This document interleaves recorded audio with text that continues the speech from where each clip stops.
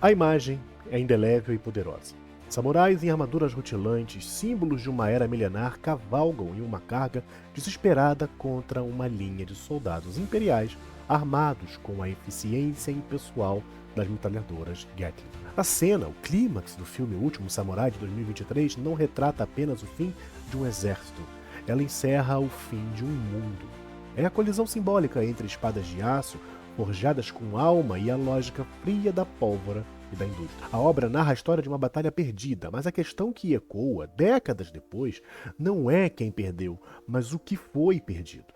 A resposta é capsulada na jornada de um soldado americano quebrado e em sua redenção é uma única e poderosa palavra: honra. Essa análise não se debruça apenas sobre um filme, mas sobre a ideia que ele representa. Utilizando o Último Samurai como um guia narrativo, o objetivo é explorar o código esquecido dos guerreiros japoneses, o Bushido, para então questionar o que a sua morte simbólica nos ensina sobre a nossa própria era. Uma era que, em muitos aspectos, parece ter trocado a honra pelo sucesso, o dever pela ambição e o propósito coletivo pela realização individual. O filme, apesar de suas imprecisões históricas, ressoa com o público contemporâneo não como um documento, mas como um mito moderno. Sua popularidade duradoura deriva da sua eficácia como uma parábola sobre a perda de propósito, conexão e valores em um mundo cada vez mais individualista e materialista. A narrativa de um ocidental que encontra sua redenção ao abraçar um código antigo funciona como um espelho. Ela reflete uma carência percebida na cultura moderna, um sentimento de perda que muitos sentem, mas não conseguem nomear. O filme, ao criar essa história, preenche um vazio, oferecendo uma explicação simbólica para uma crise existencial contemporânea. Ele se apropria de cultura outra em um fenômeno que pode ser analisado como orientalismo, para explorar os dilemas de um protagonista ocidental e, por extensão, da sua própria audiência. A batalha final, portanto, torna-se mais do que um evento histórico. É o clímax simbólico que o sociólogo Max Weber chamou de o desencantamento do mundo. Seja bem-vindo, você está no Cine Memória.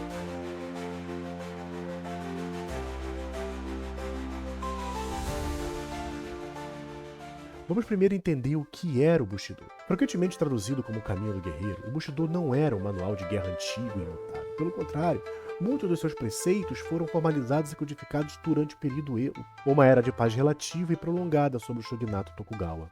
Sem guerras constantes para lutar, os samurais cada vez mais assumiram papéis de administradores, voltaram seu foco para o desenvolvimento moral e espiritual. Esse esforço servia tanto para justificar a sua existência contínua como classe dominante, quanto para manter a ideia de uma identidade cultural. Influenciado pelo budismo zen, o shintoísmo e confucionismo, o Bushido tornou-se uma filosofia de vida. No cerne do Bushido estão virtudes que definiam o samurai ideal. Embora frequentemente transmitidas oralmente, elas foram a espinha dorsal do seu código ético. Ji, justiça e retidão. A virtude mais essencial. Representa a atitude direta, a razão correta e a capacidade de decidir sem hesitar, baseando-se em um senso moral inabalável. Como o mestre Bush descreveu, é o poder de morrer quando é certo morrer e de atacar quando é certo atacar. Yu, coragem. Essa virtude transcende a mera bravura física no campo de batalha. É a força moral para fazer o que é certo, mesmo diante do medo, da adversidade e da desaprovação social. Jin, benevolência e compaixão. O samurai detentor de um grande poder era encorajado a usar a sua força para o bem comum. A benevolência equilibrava sua natureza guerreira com a humanidade, exigindo que ele demonstrasse compaixão e bondade. Rei, respeito e cortesia.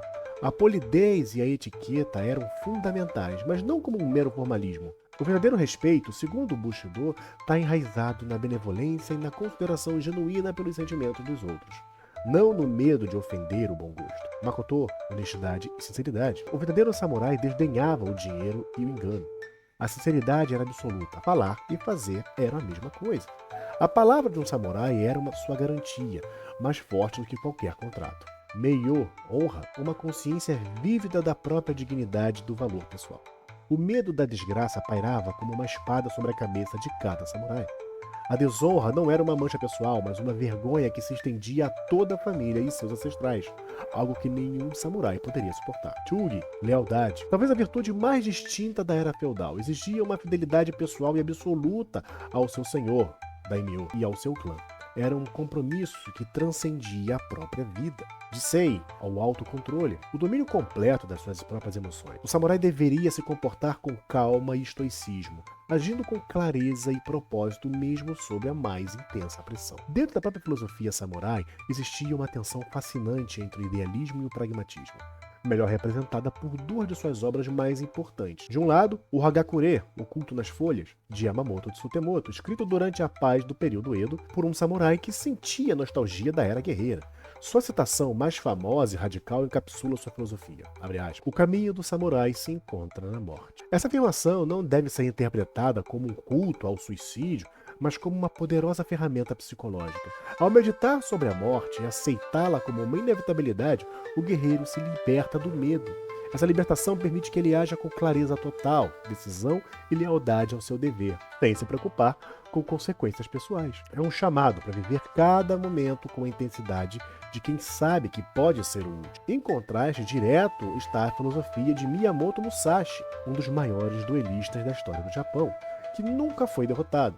Em sua obra-prima, O Livro dos Cinco Anéis, escrita no final da sua vida, Musashi apresenta uma visão muito mais pragmática. Para ele, a estratégia de combate, o Kenjutsu, não era apenas uma técnica, mas um caminho para a maestria na vida. Seus ensinamentos enfatizam a adaptabilidade, o fluir como a água, a compreensão sólida do fundamento, que é firme como a terra, e uma mente livre de desejos, arrependimentos e distrações parciais, o vazio. Musashi oferece uma visão do caminho, focada no autodomínio para alcançar a vitória e a excelência em qualquer campo, seja na guerra, na arte ou no negócio. Essa tensão entre o idealismo nostálgico de Hagakure e o pragmatismo brutal de Musashi define a complexidade do Bushido. Não se trata de uma filosofia monolítica, mas de um campo de forças em constante diálogo.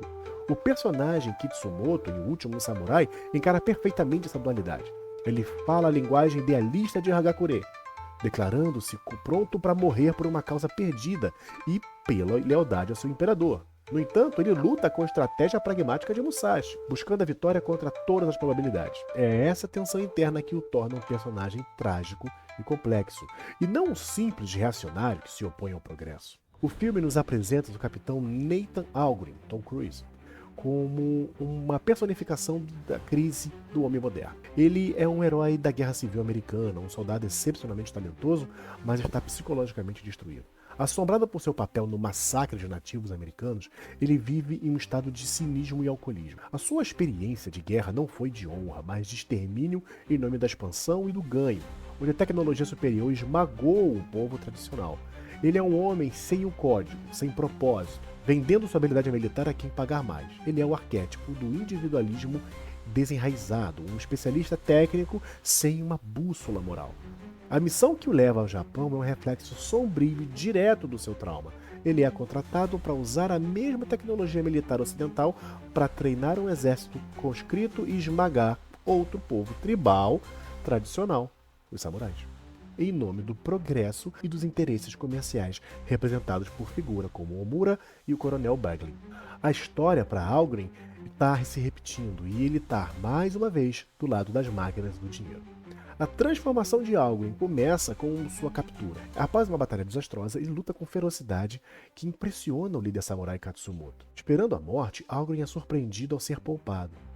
Esse ato de respeito de um inimigo é o primeiro passo da sua jornada de redenção.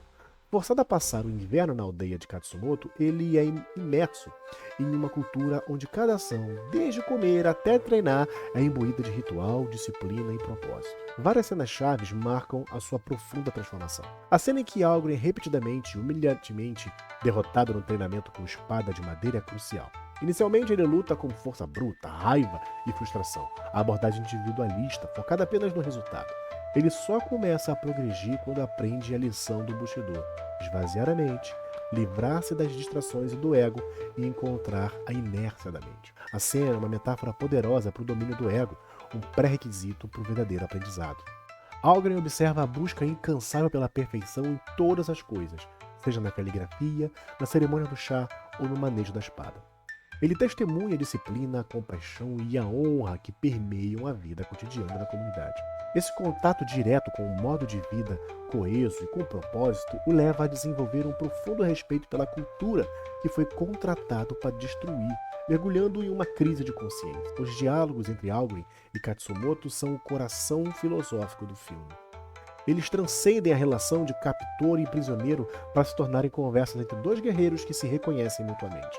Eles discutem honra, dever, vida e morte, forjando uma amizade poderosa e baseada no respeito. Katsumoto vê em Alguren um espírito guerreiro perdido, enquanto Alguren vê em Katsumoto a integridade, o propósito e a liderança que lhe falta. O ponto de não retorno ocorre quando Alguren, agora livre, tem a chance de retornar ao seu mundo de contratos em si mesmo. Em vez disso, ele faz uma escolha que desafia a lógica moderna. Ele escolhe lutar e morrer ao lado dos samurais. Essa não é uma decisão estratégica, é uma decisão existencial, baseado nos seus princípios de honra e lealdade a Katsumoto e ao código que agora ele abraçou. Ao vestir a armadura do samurai que ele mesmo matou em batalha, ele simboliza a aceitação do seu passado e renascimento em uma nova identidade, um novo propósito. Esse ato final é a sua redenção. Ao lutar pelos samurais, Alguren está se redimindo por ter lutado contra os nativos americanos. Ele recebe uma segunda chance de não participar do massacre de um povo tradicional em nome do progresso, e desta vez escolhe o lado da honra. Embora o filme seja frequentemente criticado pelo tropo do salvador branco, uma análise mais atenta revela uma subversão dessa ideia. Alguren não salva os samurais. Eles estão historicamente condenados, e tanto eles quanto ele próprio sabe disso. A sua luta é uma defesa de um modo de vida, não uma busca por uma vitória militar impossível. Na verdade, são os samurais que os salvam. Ele chega ao Japão como um homem quebrado, alcoólatra, sem alma. A filosofia samurai lhe dá um código para viver, um senso de honra e uma causa digna pela qual lutar. O filme, portanto, não é sobre o americano salvando os japoneses, é sobre a filosofia japonesa salvando o homem ocidental da sua própria modernidade vazia. A verdadeira vitória não ocorre no campo de batalha, mas na alma de Nathan Alguren. O conflito central em O Último Samurai é a colisão de dois sistemas de valores fundamentalmente diferentes. Para entender a tragédia da extinção dos samurais, é preciso primeiro definir o que era a sua honra. A honra samurai não era um sentimento puramente interno ou uma questão de autoestima pessoal. Era um conceito fundamentalmente coletivo e externo. Estava intrinsecamente ligada à reputação pública de um guerreiro, ao nome de sua família e ao cumprimento impecável de seu dever para com seu senhor e o seu clã. Perder a face ou manchar o nome da família era considerado um destino pior do que a morte. Era um sistema de responsabilidade social que mantinha o indivíduo firmemente ligado à sua comunidade. Esse conceito contrasta drasticamente com a noção moderna de sucesso. O sucesso, na sociedade contemporânea, é primariamente individual e medido por marcadores de ganho pessoal, como riqueza, status, a realização de ambições próprias. O individualismo moderno, como característica definidora da nossa era, privilegia a autonomia, a satisfação pessoal e a liberdade de buscar os próprios interesses. O dever para com a comunidade, embora ainda valorizado, é frequentemente visto como secundário em relação ao dever para consigo mesmo e à busca da felicidade pessoal. Para compreender as raízes sociológicas dessa transição de uma sociedade baseada em honra coletiva para uma baseada em sucesso individual, a tese seminal de Max Weber, em A Ética Protestante e o Espírito do Capitalismo, oferece um paralelo esclarecedor. Weber argumentou que o capitalismo moderno não surgiu apenas de condições econômicas, mas de uma nova e poderosa ética cultural derivada do protestantismo ascético dos séculos XVI e XVII. Weber identificou uma afinidade eletiva entre a ética protestante e o espírito do capitalismo. Doutrinas como a predestinação calvinista geraram uma profunda ansiedade psicológica nos fiéis, que não tinham como saber se eles estavam entre os eleitos para a salvação. Em busca de sinais de sua eleição, eles se voltaram para o mundo secular, o trabalho metódico, incansável e disciplinado, a frugalidade e o acúmulo de riquezas, não para luxo, mas como um fim em si mesmo. Tudo isso passou a ser visto como sinais da graça de Deus e como um dever religioso. Com o tempo, à medida que a sociedade se secularizava, a base religiosa dessa ética se desgastou, mas a ética em si permaneceu. O trabalho incansável e a busca racional e sistemática pelo lucro deixaram de ser um caminho para a salvação e se tornaram um fim em si mesmo também. Esse, segundo Weber, é o espírito do capitalismo. O Último Samurai dramatiza preciosamente essa transição de um sistema ético para outro. O Código Bushido é a ética samurai, que sustenta a ordem social feudal baseada na lealdade, honra e dever. A modernização da era Meiji, impulsionada por homens de negócios como Omura, representa a chegada do espírito do capitalismo ao Japão. É uma nova ordem social baseada na eficiência, no lucro, nos contratos comerciais e no poderio industrial. Uma ordem que torna a ética e honra do samurai não apenas antiquada, mas ativamente disfuncional. A espada é substituída pelo balanço contábil. A transição, portanto, não é uma simples modernização, mas a substituição de um sistema operacional social por outro completamente incompatível. A ética samurai valoriza a lealdade acima de tudo, o desprezo pelo ganho material e a morte por um ideal. A ética capitalista, por outro lado, valoriza a racionalidade, a eficiência, o lucro, a autopreservação para continuar acumulando. Esses dois sistemas não podem coexistir no mesmo espaço de poder. Um samurai que se recusa a abandonar seu posto por lealdade é irracional em um sistema capitalista.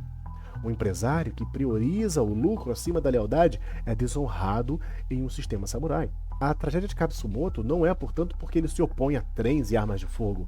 É porque ele está tentando aplicar um software, o Bushido, em um hardware, a nação, o Estado capitalista industrial, que não suporta mais.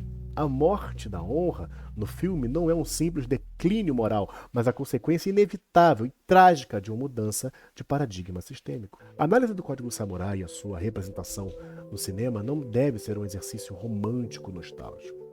O objetivo não é defender um retorno a uma sociedade feudal que era, em muitos aspectos, rígida e repressiva. Trata-se, em vez disso, de extrair a essência filosófica do Bushido e questionar como seus princípios podem ser aplicados aos nossos próprios campos de batalha contemporâneos, nossas carreiras, nossos relacionamentos e nossas vidas interiores. O desafio é traduzir o código de guerreiros para um mundo de profissionais, artistas, pais e cidadãos. Então vamos lá. A justiça é agir com integridade profissional, é recusar atalhos que comprometem a ética, denunciar práticas injustas e assumir a responsabilidade pelos próprios erros. É fazer o certo mesmo quando ninguém está olhando. E coragem é a coragem psicológica do dia a dia, é enfrentar conversas difíceis com honestidade, defender uma ideia impopular por convicção e ter a ousadia de mudar de carreira ou de caminho para seguir um propósito verdadeiro, mesmo sem garantia de sucesso. A benevolência se manifesta na liderança servidora. É usar o próprio poder e talento para elevar outras pessoas e não para se promover. É ser um mentor, ajudar o próximo, praticar voluntariado e transformar força em compaixão. Respeito, se expressa na comunicação consciente. É ouvir para compreender, e não apenas para responder. É discordar sem atacar, manter a civilidade mesmo em meio ao caos das redes sociais. É reconhecer o valor intrínseco das pessoas. Makoto, honestidade é viver em transparência radical, ser honesto sobre as próprias falhas, manter promessas, comunicar-se de forma clara e direta, sem manipulação nem segundas intenções. É alinhar o que se diz com o que se faz. Meiyo, honra é construir um legado pessoal, definir seus próprios princípios e viver de acordo com eles, independentemente da validação externa. É se perguntar todos os dias: minhas ações refletem o que eu quero ser? E Chugi, lealdade é o compromisso consciente, não é obediência cega, mas fidelidade genuína à missão, à equipe, à família e aos valores que realmente importam. Ser leal é manter a palavra e ser confiável. Essas virtudes são mais do que palavras antigas, são guias atemporais para quem quer viver com propósito em um mundo que muda o tempo todo. Porque é o verdadeiro guerreiro moderno que não empunha uma espada, ele carrega princípios. Análise retorna em seu desfecho. A cena final do filme. Após a batalha, Alguin, ferido, se aproxima do imperador Meiji. O jovem imperador, que antes estava sob a influência de conselheiros focados apenas na modernização e no lucro, está agora confrontado com o custo humano dessa política. Ele pergunta a Alguin: diga-me como ele morreu, referindo a Katsumoto. Alguin, segurando a espada de seu amigo e mentor, responde com a lição final que aprendeu: eu lhe direi como ele viveu. Essa troca capsula a mensagem central do Código Samurai e sua relevância atemporal. Em um mundo obcecado por resultados, por vitórias e derrotas, pelo balanço final e pelo retorno sobre o investimento, o Código nos lembra que o valor de uma vida não está em seu desfecho, mas na integridade da sua jornada. A honra não é um troféu para ser ganho no final, mas a maneira como se caminha a cada passo. O caminho do guerreiro não termina. Ele é o próprio caminho. A pergunta que o legado do último samurai nos deixa não é pelo que você morreria, mas uma questão muito mais urgente e fundamental. Como você escolherá viver? Então, isso, mané, espero que vocês tenham gostado. Deixe seu like e seu comentário. Eu acho muito bacana, modéstia à parte, essas análises de cine memória, beleza? Se quiser ajudar o canal, nós temos aqui o QR Code. Lá embaixo, na descrição, também temos o link para você fazer a sua compra na Amazon através do meu link. E você vai poder comprar o que você quiser, não vai aumentar nada para você, mas eu ganho uma comissão que ajuda na continuidade e aprimoramento desse trabalho, beleza? Espero você no próximo vídeo. Forte abraço.